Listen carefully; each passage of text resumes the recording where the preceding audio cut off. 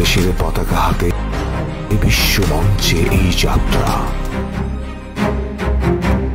নাজমুল হোসেন শান্তরা নতুন অনুশীলন জার্সিতে দেশে ও দুবাইয়ে ব্যাটিং, বোলিং, ফিল্ডিংয়ে নিজেদের ঝালিয়ে নিয়েছেন।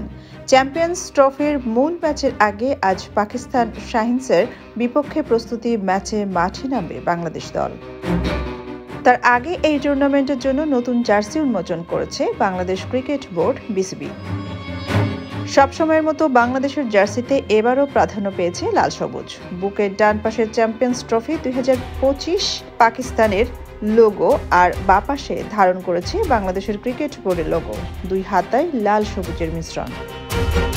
গাঢ় সবুজ শ্যামল বাংলার চিরায়ত রূপ, রক্তলালে জেগে ওঠার শক্তি।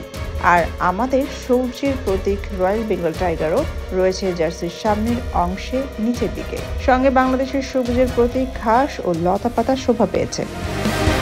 বিসিবির ক্রিকেট পরিচালনা বিভাগের প্রধান নাজমুল আবেদিন ফাহিম বলেন, রঙে এবার পার্থক্য এসেছে। রক্তাক্ত লাল, গাঢ় সবুজ, আরও উজ্জীবিত করার মতো রঙের সমন্বয়।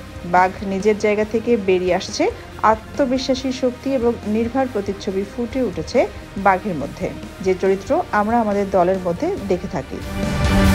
অতীতে জার্সি নিয়ে বিসিবি খুব একটা সুনাম কুড়াতে পারেনি। ফাহিম বললেন, জার্সিটা সবার পছন্দ হলে দলেও সেটির ইতিবাচক প্রভাব পড়ে।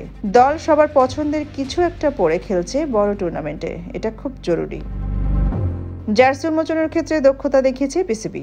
1 মিনিট 13 সেকেন্ডের ভিডিওতে চ্যাম্পিয়ন্স ট্রফির ক্রিকেটারদের উপস্থিতি রেখেছে বিসিবি।